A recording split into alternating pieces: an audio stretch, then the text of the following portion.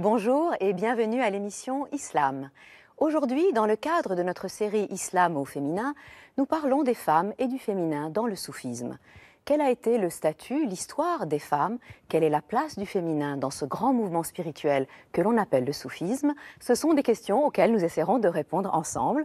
Et pour cela, nous sommes ce matin en compagnie de Houria Abdelwahed. Bonjour à vous. Vous êtes psychanalyste, maître de conférences et chercheuse à l'Université de Paris, auteure de Figures du féminin en islam. Bonjour Inès Safi, vous êtes physicienne, chercheuse en physique théorique, mais aussi femme engagée dans une réflexion profonde et de longue haleine sur le féminin dans l'islam. Et enfin Éric Geoffroy, vous êtes maître de conférences à l'Université de Strasbourg, islamologue, spécialiste du soufisme et auteur de Allah au féminin. Je vous propose de regarder ensemble le sujet préparé par Roberto Ligonès et nous nous retrouverons tout de suite après. ليس يدري الغير ما طعم الهوى ليس يدري الغير ما. Dans la tradition soufie, la femme est le réceptacle de la création et la manifestation du divin sur terre. Elle est aussi le miroir dans lequel se reflètent les secrets de l'existence. L'histoire évoque des femmes soufis comme étant des modèles de sainteté qui ont atteint un degré élevé dans le renoncement et l'adoration du Créateur. Selon la tradition, les femmes ont joué un rôle important dans la transmission des hadiths, les dits du prophète Mohammed. La femme est vraiment le pivot qui peut permettre le dialogue, l'échange des cultures, le mélange, etc. Ça, c'est la femme qui peut y arriver. C'est pas pour rien qu'on dit que c'est la femme qui porte le monde. Au sein de l'ésotérisme soufi, le statut de la femme est égal à celui de l'homme dans la voie spirituelle. Des écrits de maîtres soufis attestent de la possibilité pour une femme de s'élever au niveau de l'homme et même de le dépasser. Pour certaines traditions soufis, la femme représente le modèle du cheminement vers la quête de l'absolu.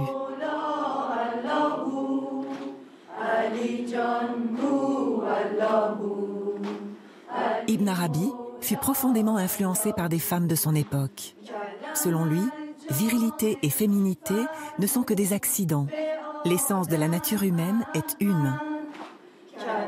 Le grand mystique Farid al-Din Attar rappelle que Dieu invitera les hommes à entrer au paradis, mais c'est Marie, mère de Jésus, qui entrera la première. Une réaction à ce sujet, Houria Abdelwahed? C'est un texte qui est assez beau sur la question du féminin et le soufisme, mais comme ça à chaud, puisqu'il a été question d'Ibn Arabi, je compléterai en disant qu'effectivement Ibn Arabi a dit Al-insaniya laysat az-zukuriya, c'est-à-dire que l'humanité n'est pas la virilité ou la masculinité, ça dépend des traductions. Ne se réduit pas en fait. Oui, oui, comme il a dit, kullu makanin la yu'annas la yu'awwal alayh, c'est-à-dire un lieu qui n'accepte pas le féminin est stérile, on ne peut pas compter sur lui. Et donc c'est vrai qu'il y avait tout un hommage à la féminité, au féminin. Oui. Inès Safi, vous aussi, une réaction peut-être à chaud? Oui, à chaud. Donc effectivement, c'est très bien qu'on parle d'Ibn Arabi. Ce que je voudrais juste faire une petite remarque, on a parlé de renoncement. Je pense que c'est important, à mon avis, de faire la distinction entre mysticisme et renoncement ou ascèse. Je pense qu'il y a eu beaucoup de femmes, des saintes, qui ont été très actives dans la vie, qui étaient mariées, qui avaient des enfants.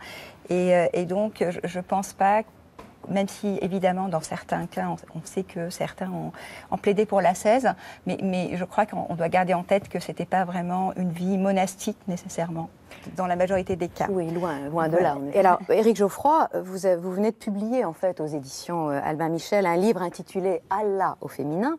Donc on est en plein, bien sûr, dans le sujet, surtout quand on pense au sous-titre de votre ouvrage qui est « La femme et le féminin dans la tradition soufie ». Alors, est-ce que vous pouvez nous expliquer le choix de ce titre et de ce sous-titre et peut-être nous dire deux mots de la genèse de ce livre et de la nécessité qui s'est imposée à vous de l'écrire?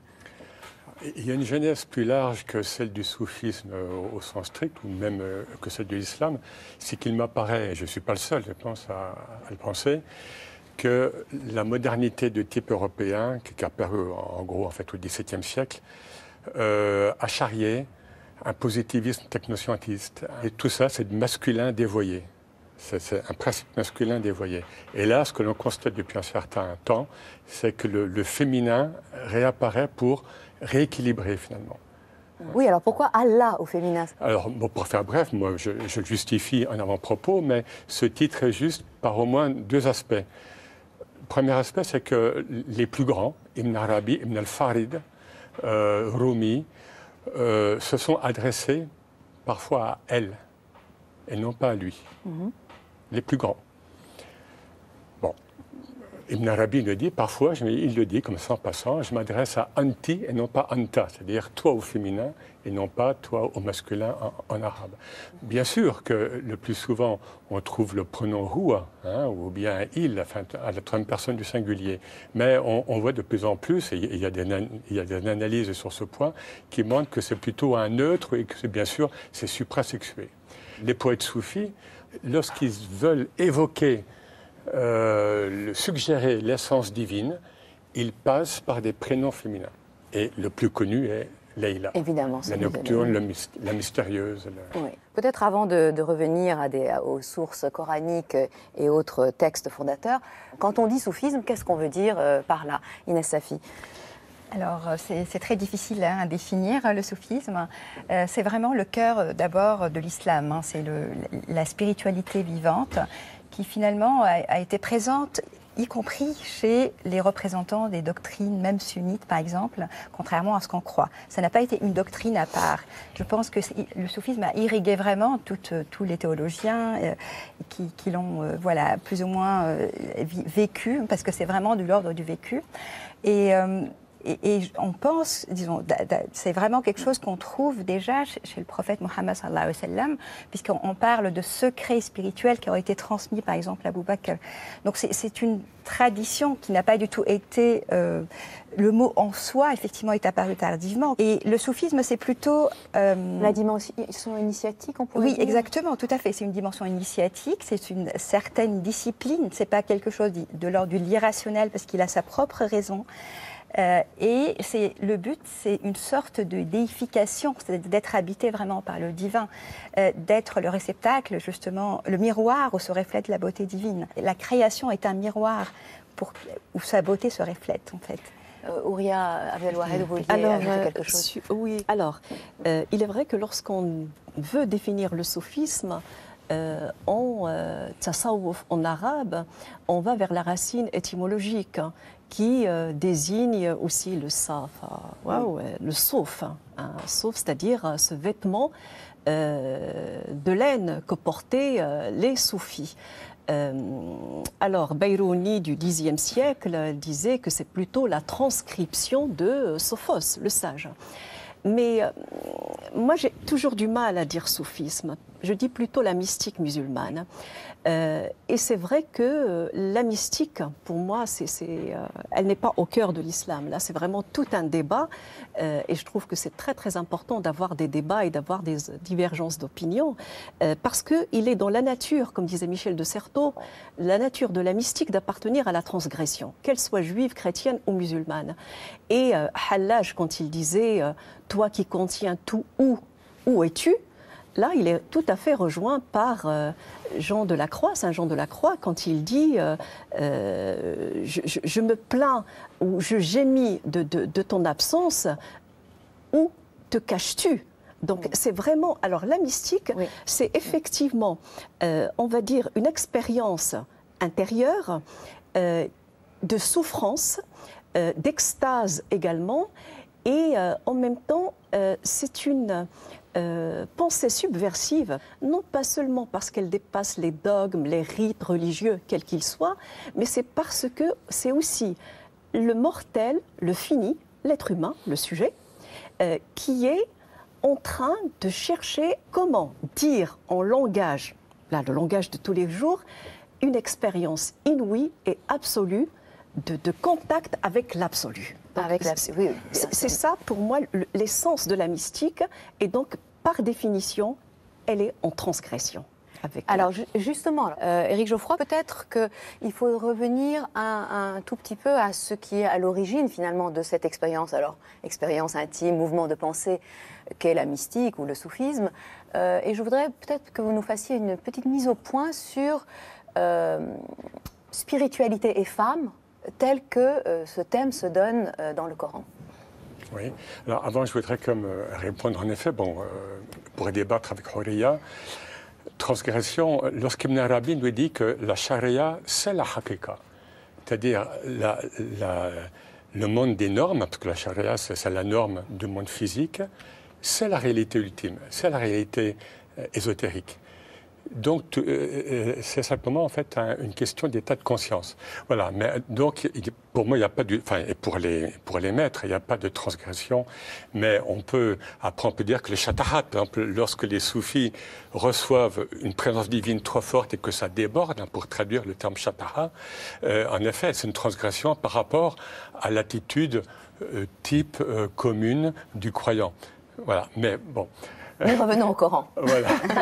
Eh bien, alors, vous savez, il y a en fait, au début de la révélation, le Coran s'adressait aux humains en général ou aux hommes, rijal.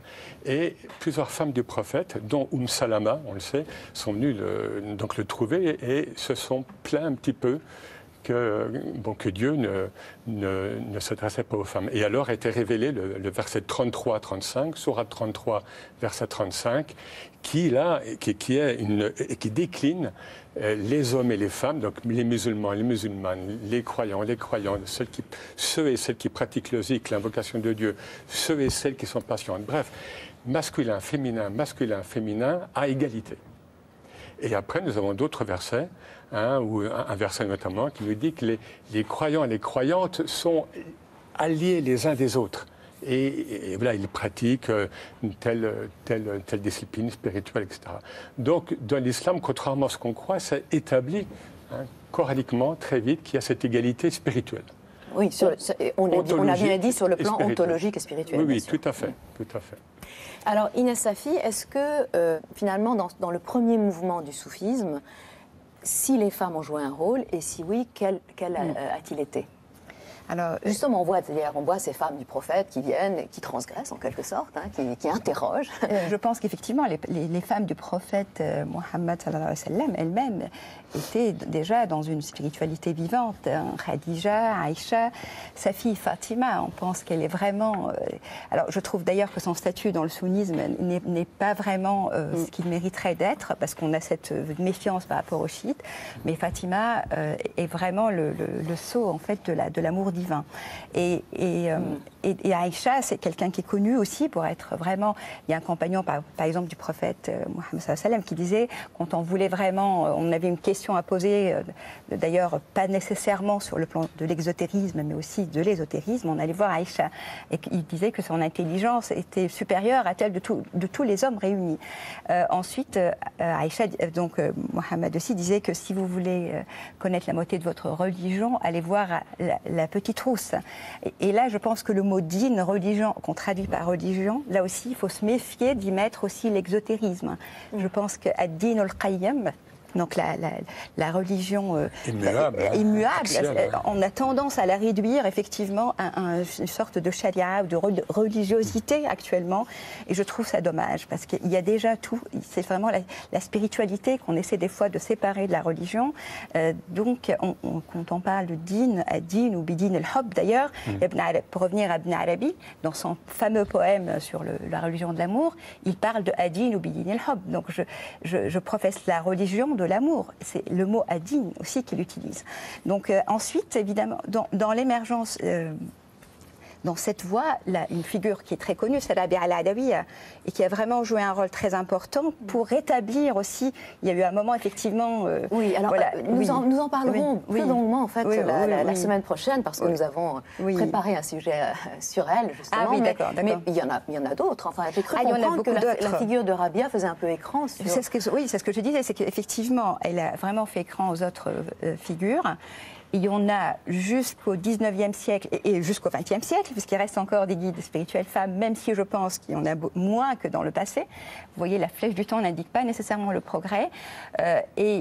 Parmi donc, ces figures, il y a des géographies, des livres, dont celui par exemple de Soulami, qui a consacré 82 notices à des femmes. Alors certes, en fait, la géographie, c'est pas comme une biographie, parce que le but, c'est pas tellement d'avoir des détails de la vie de ces femmes, c'est surtout de pouvoir donner des exemples vivants, parce que ce sont des exemples qui traduisent pour nous le Coran. On ne peut pas avoir accès nécessairement à des sources scripturaires avec un accès rationnel et sûr. Et donc on a besoin de ces figures qui sont vraiment, qui portent, parce que le Coran se vit. Hein, le prophète Mohammed, il est le Coran.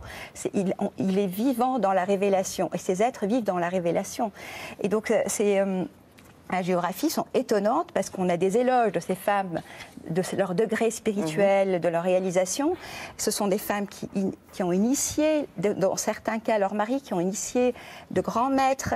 Et donc on a la géographie qui continue jusqu'au 19e siècle, contrairement à ce qu'on croit. Il n'y a pas eu une décroissance. Alors, donc, comment on peut expliquer, Ouria Abdelwahed, qu'il y ait finalement un tel hiatus entre ce statut spirituel magnifié de la femme, ou du féminin d'ailleurs. Donc comment expliquer cette magnifique présence de la femme, cette réelle présence de la femme dans le domaine spirituel, et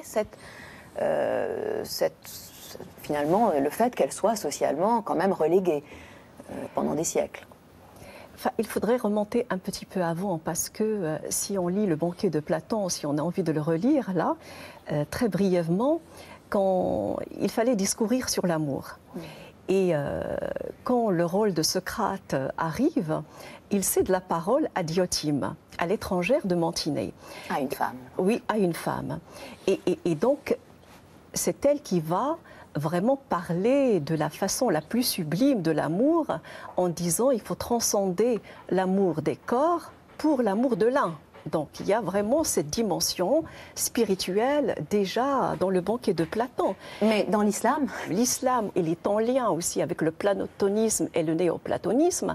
Et donc effectivement, là on revient à la figure d'Ibn Arabi.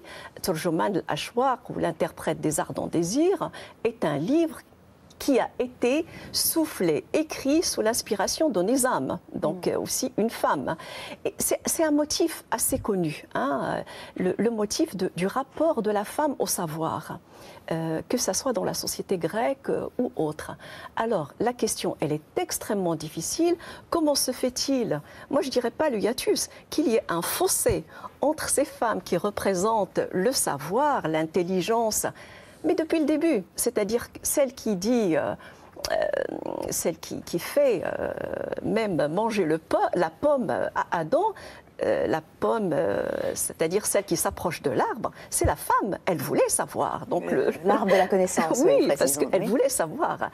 Mais c'est un motif qui est vraiment assez connu. Simplement, alors, puisqu'il s'agit de femmes spirituelles, elles n'ont pas manqué. Et pas simplement les femmes spirituelles, mais les femmes dans la résistance, que ça soit vraiment du début de l'islam ou avant l'islam jusqu'à aujourd'hui. Et pour revenir sur Rabia, je pense qu'elle a fait écran, mais est-ce qu'elle a fait uniquement écran, ou c'est celle qui est allée le plus loin dans l'amour de l'absolu? On en parlera la semaine prochaine. Vous en parlerez la semaine prochaine. Nous la gardons pour la deuxième émission. Et je pense quand même qu'il ne faut pas perdre de vue qu'il y a toujours eu des femmes spirituelles, des femmes philosophes, des femmes poétesses, mais l'histoire a été écrite aussi par les hommes. Oui, alors Éric Geoffroy, est-ce que vous pouvez justement... Alors l'histoire a été écrite par les hommes, mais Ibn Arabi était un homme, mais parfois il arrive que les hommes écrivent l'histoire au féminin. En quoi on peut dire qu'Ibn Arabi, auquel vous consacrez quand même un véritable tiers de votre ouvrage, en quoi on peut dire que Ibn Arabi a été cette voix du féminin au sein du soufisme et d'ailleurs de l'islam en général? Oui, je pense que dans la littérature spirituelle, voire ésotérique mondiale, c'est sans doute un des hommes qui ont été le plus loin, ou peut-être même celui qui était le plus loin dans cette promotion du principe féminin et de la femme biologique. Chez lui, il n'y a pas de scission, il n'y a pas d'hiatus justement entre le féminin absolu, entre l'éternel féminin dont parlait Goethe et la femme biologique. Et dans mon livre, je fais état, malheureusement, enfin bon, c'est comme ça, du fait que même chez les soufis, au cours des siècles, ces soufis sont parfois tributaires d'un machisme ambiant. Chez Ibn Arabi et chez un de ses devanciers importants, Al-Hakim al-Tirmizi du 9e siècle, 9e, 10e siècle, non.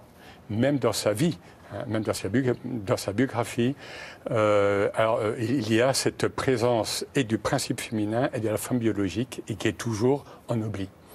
Et il va vraiment très loin. Alors ça tient peut-être au fait, justement, c'est ce qu'on dit, que ces 2 premiers maîtres terrestres ont été 2 femmes. Les femmes. Et son maître spirituel, c'est d'abord Jésus, mais lorsqu'il est encore en Espagne musulmane, eh bien, il a eu 2 femmes qui étaient âgées, et qui étaient ces 2 maîtres. Il en parle avec une émotion qu'on sent dans son écriture. Donc il va très loin. Il est suivi en cela par l'Imam Abdelkader, qui est donc l'Algérien, 19e siècle, qui est son disciple à travers le temps. Qui suit le sillage vraiment d'Ibn Arabi. Ils vont très loin. Alors peut-être, je ne sais pas si c'est le lieu par exemple, ils entrent dans ce qu'on appelle la métaphysique du sexe, où en fait, voilà, nous, hommes et femmes, faisons partie de ces unions cosmiques. Donc du principe le plus métaphysique, le plus cosmique, jusqu'au plus incarné, le plus physique. Et il y a un principe actif et un principe réceptif. Donc, a priori, le principe actif, le rôle est tenu par ce qui est masculin, mâle, voire l'homme biologique, et le principe réceptif, bien sûr, la femme. Et Ibn Arabi et Ibn al-Qadir nous disent que sans la réceptivité du féminin, les noms divins, qui sont des instances intermédiaires, Dieu se manifeste par miséricorde, donc par tout son divin, les noms divins seraient restés néants. Sans ce réceptacle du féminin. Alors oui, c'est la réceptivité, mais en même temps, Inès Safi, vous nous avez parlé aussi de ces femmes qui sont partie prenante dans l'initiation, qui donnent donc. Oui. Alors justement, je pense que je voudrais peut-être rebondir justement sur le féminin et le masculin. Effectivement, le principe actif et le principe passif se retrouvent à la fois chez l'homme et chez la femme, je pense. Tout à fait. Et donc c'est important. En fait, ce sont des principes qu'on retrouve partout dans le cosmos. C'est-à-dire qu'il y a une sorte et aussi même dans ce qu'on appelle al-qalam, donc le crayon et la table. Mais en fait, il faut ce principe, donc c'est vraiment l'écriture finalement dans la création divine. Je pense que c'est pour ça c'est important de ne pas confondre féminin et femme. Et donc, quand Ibn Arabi justement parle du féminin qui doit être dans tout lieu, l'habiter, c'est parce qu'il est très important, il est essentiel entre autres, comme tu disais, pour la manifestation des noms divins, mais les hommes eux-mêmes peuvent avoir ces qualités. Et d'ailleurs, il y a un des vers d'Ibn Arabi où il dit que les hommes peuvent devenir être, alors je ne sais pas quel est le masculin de onsin, parce qu'en arabe ça existe, donc ils peuvent porter le savoir, ils peuvent recevoir ce savoir, et donc il est décrit comme avec une qualité qui est féminine, puisqu'un homme ne peut pas porter de bébé, mais en l'occurrence le savoir, si. Donc l'homme peut aussi prendre cette qualité par rapport, effectivement, dans son amour du divin. Alors, donc, si je peux me permettre, juste par rapport, justement, Ibn Arabi et l'Imam Abdelkader partent du verset 66-4, où 2 femmes du prophète, Aïcha et Hafsa, se sont liguées à un moment contre le prophète. Et le verset, donc Dieu s'adresse à ces femmes, leur dit, si vous vous liguez contre lui, contre Mohammed, sachez que je suis le maître donc de Mohammed et que je vais convoquer l'archange Gabriel, les saints et les anges contre vous. Et Ibn Arabi se pose la question, il dit, mais quelle force ont ces femmes pour que Dieu se mobilise les archanges, mobilise. Voilà. Et en fait, le commentaire que fait Abdelkader notamment, c'est que ces femmes, la femme, lorsqu'elle est accomplie, elle conjoint plus facilement que l'homme biologique, le principe actif et réceptif. Oui, c'est-à-dire que c'est vraiment un hymne à la puissance du féminin, tout à fait. Abdelwahed. Parce que ce que disait Inès Safi, vraiment, elle avait vraiment, merci d'avoir soulevé cette question de le qalam et de l'awh, donc le kalam et la table d'écriture. Et pour Ibn Arabi, vraiment aujourd'hui, dans les termes d'aujourd'hui, on dirait il n'est pas pour l'essentialisme. C'est-à-dire qu'il n'y a pas de masculin pur, de féminin pur qui caractériserait l'homme serait le masculin, la femme serait le féminin. Il y a du masculin et du féminin en tout un chacun. Et vraiment, il faudrait peut-être revenir en arrière, voir que c'était le 12-13e siècle et qu'il cassait toute la logique aristotélicienne, vraiment, qui voulait qu'un homme puissant engendre un garçon et une femme engendre une fille, et que la fille, c'est par impuissance ou par faiblesse de la puissance. Donc là, vraiment, Ibn Arabi est allé au-delà de tout ça. Mais pour rejoindre cette question donc, qui a été soulevée par Éric Geoffroy, en effet, il n'y a pas de dichotomie, de clivage. Il y a du masculin et du féminin en tout un chacun, mais quand même, il a rendu hommage au féminin. Et il donne deux exemples. Enfin, ceux vraiment qui m'ont, moi, le plus ému, c'est Balqis, la reine de Saba. Quand elle arrive devant Salomon, elle voit le trône et elle dit qu'annahu huwa, c'est comme si c'était lui. Et Ibn Arabi dit que là, la femme a été dans le savoir beaucoup plus forte que l'homme, parce qu'il n'y a effectivement de répétition que du semblable et non de l'identique. Mais il le dit d'une façon magnifique par rapport au souffle qui apporte l'image. Et l'exemple de Mariam, donc de Mariam, et c'est là où vraiment il y a toute la puissance de pensée d'Ibn Arabi, sa puissance aussi fictionnelle, quand il dit que Jésus ressemble à sa mère, non pas comme chez Aristote, où c'est le garçon qui ressemble à son père et la fille à sa mère. Donc, le fils ressemble à sa mère parce que la mère l'a conçu dans un moment de détente amoureuse. Et ça, c'est vraiment très beau. Oui, on ne peut pas imaginer de meilleure conclusion à cette première émission consacrée donc au soufisme au féminin. Mais avant de nous quitter, je vais donc présenter quelques ouvrages de vous, Éric Geoffroy. Donc on en a parlé au début de l'émission, Allah au féminin, avec le sous-titre, bien sûr, Le féminin et la femme dans la tradition soufie. C'est publié aux éditions Albin Michel et je dois dire que c'est vraiment une sorte de fondement pour tout ce que nous avons évoqué aujourd'hui lors de cette émission. Et puis, nous avons évoqué Soulami, justement, et ses hagiographies de femmes, de saintes femmes ou de femmes soufis. Cet ouvrage est donc traduit de l'arabe par André Ucci et c'est paru aux éditions Entrelacs. De vous, Ouria Abdelwahed, Figure du féminin en islam, c'est donc autre ouvrage de référence qui m'a aidé à préparer en fait cette émission. C'est paru aux éditions des presses universitaires de France. Et enfin, un texte d'un maître contemporain, donc Sagesse céleste, traité de soufisme, traduit de l'arabe par Manuel Chabry, et c'est publié aux éditions Entrelacs. Je rappelle que nous continuerons donc cette conversation la semaine prochaine sur le soufisme au féminin. Je vous rappelle aussi que vous pouvez voir et revoir cette émission sur le site de France Télévisions à la page des Chemins de la Foi. Je vous souhaite un excellent dimanche et je vous dis à la semaine prochaine.